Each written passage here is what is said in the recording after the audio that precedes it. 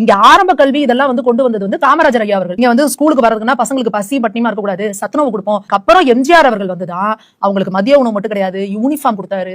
கால்ல போடுற செருப்பு, குழந்தைகள் செருப்பு இல்லாம வர்றாங்கன்னு எல்லா கவர்மெண்ட் ஸ்கூல்லயும் இலவசமா செருப்பு கொடுத்து, என்னென்னலாம் பாட புத்தகத்தை இலவசமா கொடுத்து, மதிய உணவை திரும்ப பெரிய லெவல்ல ரெடி பண்ணி எல்லாமே பண்ணது எம்ஜிஆர் அவர்கள். அடுத்து உயர்கல்வியில பாத்தீங்கன்னா இன்னைக்கு இருக்கக்கூடிய தனியார் கல்லூரிகள் மிகப்பெரிய கான்ட்ரிபியூஷன் இன்னைக்கு தமிழ்நாட்டோட இதுல வந்து இவ்வளவு இன்ஜினியர்ஸும் கம்ப்யூட்டர் இன்ஜினியர்ஸ் உருவாறது காரணம் என்ன? பிரைவேட் யூனிவர்சிட்டி அதெல்லாத்தையும் கொண்டு வந்தது யாரு? நான் உங்கள் வீட்டு பிள்ளை. எம்ஜிஆர் அவர்கள். எம்ஜிஆர் அவர்கள் காலத்துல தான் வேல்ஸ், இவங்க விஐடி, அப்புறம் இன்னைக்கு நீங்க உங்களுக்கு திமுகவுக்கு பெரிய லெவல்ல ஃபண்ட் பண்ணிட்டு இருக்காரு ஜெகத் ரட்சகன், அவரோட பாரத் யூனிவர்சிட்டி சொல்லிக்கிட்டே போலாங்க. ராமச்சந்திரா யூனிவர்சிட்டின்னு அவ்வளவு யூனிவர்சிட்டி. நீங்க யூனிவர்சிட்டி காலேஜ் இது பண்றீங்களா, உங்களுக்கு என்னெல்லாம் வந்து நாங்க வந்து ஃப்ரீயா கொடுக்குறோம்னு சொல்லி உயர்கல்வியில வந்து ஒரு மிகப்பெரிய புரட்சியை பண்ணது அப்படின்னா அது எம்ஜிஆர் அவர்கள் தான். அதே போல அந்த தொழில்துறையில எல்காட் அப்படிங்கறத ஒண்ணு கொண்டு வந்ததும் வந்து எம்ஜிஆர் அவர்கள் தான். அதுக்கப்புறம் அந்த எல்காட் நிறுவனம் மூலமா தான் நிறைய இங்க டைட்டில் பார்க்ஸ் இதெல்லாம் வந்துச்சு அப்படிங்கறதையும் நம்ம வந்து பார்க்கணும்.